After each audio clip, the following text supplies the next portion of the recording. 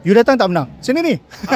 Oh bukan macam ni. KL ini memang macam apa Fakri Shanani berkata itu bola tak masuk lah. Joking saja. Saya rasa KL dia punya kelemahan dia adalah consistency lah.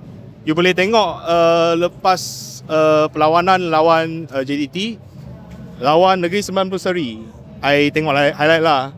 Malam ni dekat sini pun seri. I rasanya dia punya dari segi taktik pun agak lambat bila masukkan Zafri bila lambat masa 70 minit baru masuk.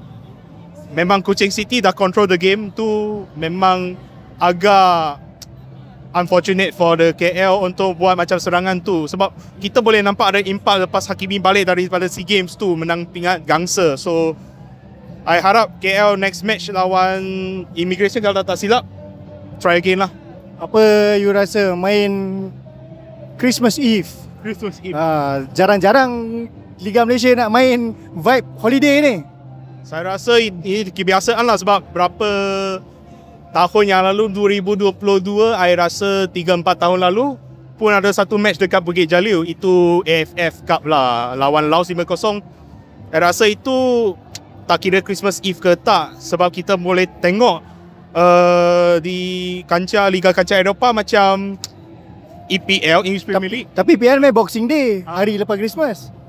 Kalau ianya ada membawa kebaikan untuk revenue, itu baiklah. Sebab dia ibarat macam main bola malam raya atau malam makan besar Chinese New Year. I rasa tak efek lah.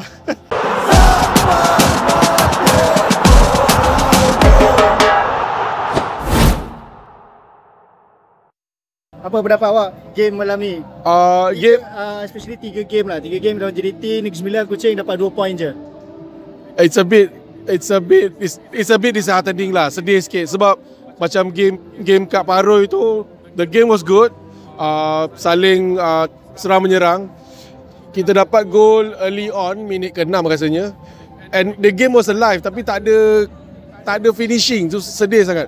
So and the gol penyamaan tu minit 90. So it's really Adakah kau rasa KL penat sebab main 3 game berderet dalam tempoh 7 hari? Most probably yes. Sebab game semua high intensity, game semua game besar. I was expecting kita menang senang dengan Negeri Sembilan. My only worry masa game JDT of course dengan game ni. So it's a bit sedih lah, because we could have got at least 6 points. Sebab daripada apa yang aku tengok untuk 3-3 perlawanan pun mungkin JDT lain cerita lah. Tapi untuk lawan Negeri Sembilan, lawan Kuching City ni sebenarnya kita main okey. Yes. Agree. Memang boleh. Kecederaan pun tak banyak. I think the forwards patut boleh score tadi. So it's a bit sedih sikit lah, sebab kita boleh dapat at least 6 points from these 3 games.